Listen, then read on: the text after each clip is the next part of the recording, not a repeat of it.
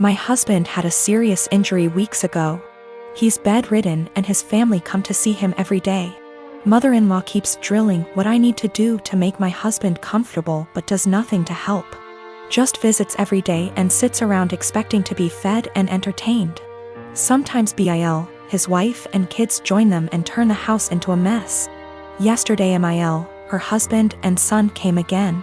They checked on my husband then went to sit in the living room for hours. I served them coffee and croissant. Hours later my husband threw up again, second time.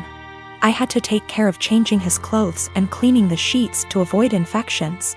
I was exhausted. I came downstairs and mother-in-law looked at me and asked, "Hey, where's our dinner?" I was shocked that after seeing me go up and downstairs many times and cleaning and bringing new sheets and running the washing machine that she'd expect me to prepare dinner. I'd already eaten a sandwich at 6 and yogurt. I have problems with my stomach and stress and pregnancy made it worse. I'm 4 months in. I pointed at the kitchen and told her to help herself out. She gave me a look then said she didn't expect me to ask her to cook dinner at my house. I said I didn't expect her to ask me to cook dinner while I'm taking care of her son. She started arguing about the way I spoke about my husband saying as his partner. This is the least I could do and called me unhinged for throwing in her face that I'm helping my husband. She got her husband involved asking what his thoughts were on me making guests go hungry and forcing them to cook themselves, when this supposed to be my duty as a host homeowner.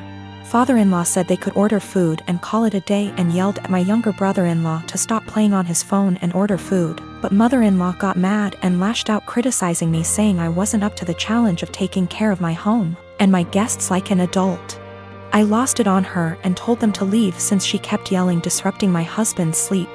She left after saying she felt sorry for her son and grandbaby with an aggressive wife and a mother like me. She told everyone and my older brother-in-law said he understood I'd a lot on my plate, but lectured me about how I should have respect for his mom who was a guest. Repeatedly saying if that was his wife she wouldn't have acted this way. And that I shouldn't use taking care of my husband against them. He asked me to apologize but I didn't.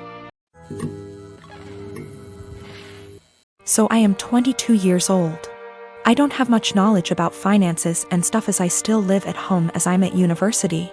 I do however pay my parents about £300 a month rent. I pay my own phone plan, buy material stuff I want or need, pay out for other services like for music or whatever and try to put as much as I can in savings whilst still keeping enough in my main account for day-to-day purchases.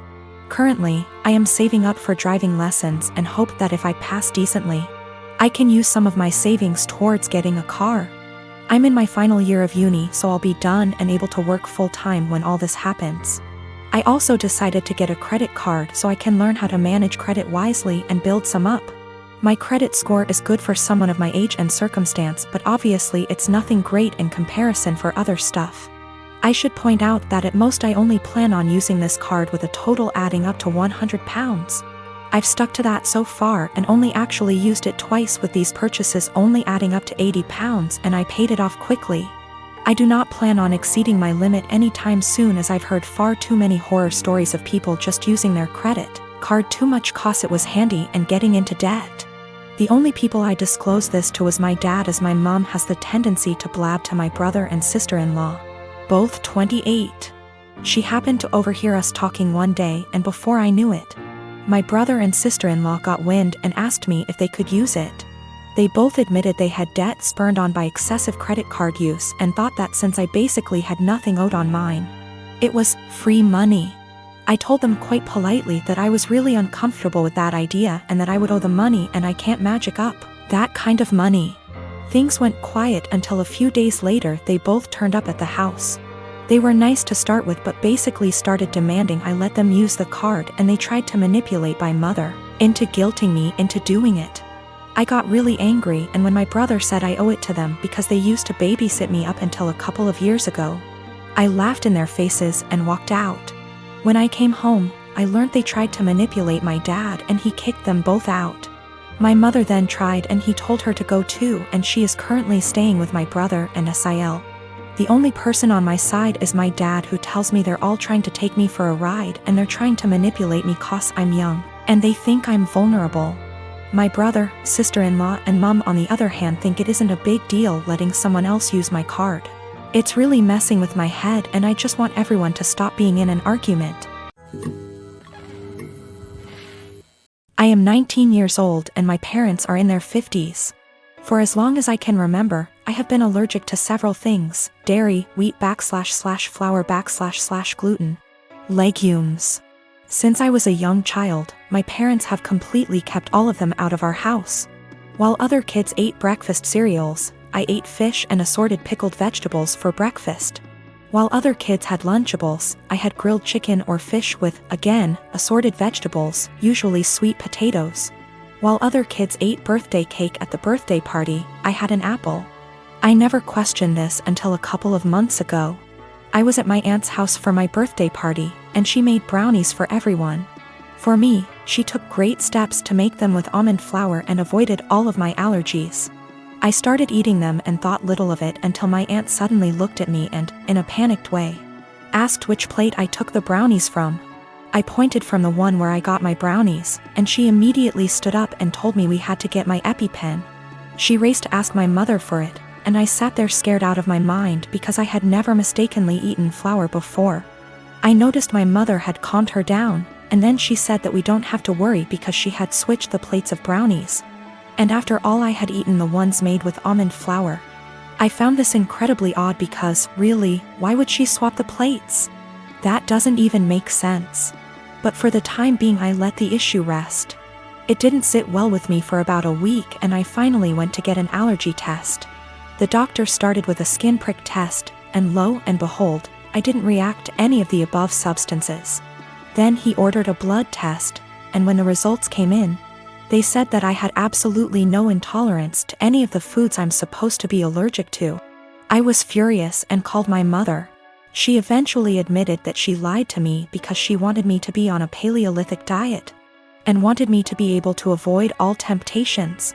She raised me with a lie about her own health, but she keeps insisting that I try to see it from her perspective. She spams my phone with messages about how healthy I am, that I never had acne, that I have been in great shape my whole life, that I have strong teeth and bones, and even that I got onto a D1 college tennis team. She has started calling me ungrateful for her intervention and insisting that I really should be glad I never got carb addicted. I don't know what to think. I carried around an EpiPen for all those years, one that I suspect may be fake, seeing as my mother never got me to replace it. And I don't even know anymore. A couple years ago, a close friend, Ashley, started a long-distance relationship with a guy, Chris. He has been really good to her, and after meeting in person a few times, they decided to move in together. I was super happy for her as she had a few bad relationships over the years and it was nice to see her in a healthy one. That joy faded the last couple months before she moved a few states over to be with him. The issue isn't her moving, but that she repeatedly joked about having a baby from Chris. At first, I accepted it as jokes, but over time I realized Ashley was serious. For context, Ashley has 2 children from a previous relationship, ages 10 and 12. Chris absolutely doesn't want kids. He told her this at the start, and any time she hinted possibly wanting more, he shot it down, saying it was a deal breaker. Now, Chris is more than willing to accept her children as her own, because he loves her, and after meeting her kids, them as well. He's accepted that they are a package deal with her, and since they are at an age where they are semi-independent, it's not an issue for him. To me, Chris is a real bro for taking on her kids without issue. Hearing Ashley say she wants a baby out of him, one way or another, bothered me to no end. It's hard enough to find a partner that treats you well and accepts children that aren't their own. To find one that does and then talk about plotting to force a baby seems gross and manipulative. Before her move, I had sat down with Ashley, trying to talk sense into her. At first she resisted, but finally it seemed she understood how shitty it would be. After I felt like she had understood, I put the issue behind me and helped support her through the hassle of moving. A few days after she left, I got a call from a mutual friend who delves into the Wiccan / metaphysical realm. She was distraught and confessed to me that shortly before Ashley's move, Ashley had come to her asking for a fertility spell. This friend didn't feel comfortable about it and refused. When pushed, she said she cast a spell for a healthy and honest relationship, but told Ashley it was for fertility. As you can imagine, I was livid. I messaged Ashley, confronting her about what I learned, and she laughed it off as she was desperate, but magic is fake anyway. So what's the harm?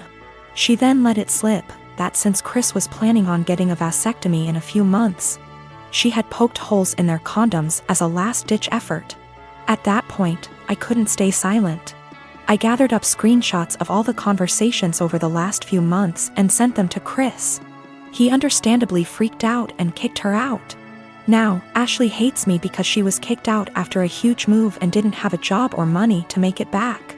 She said I'm a terrible person for putting her and her kids out on the street,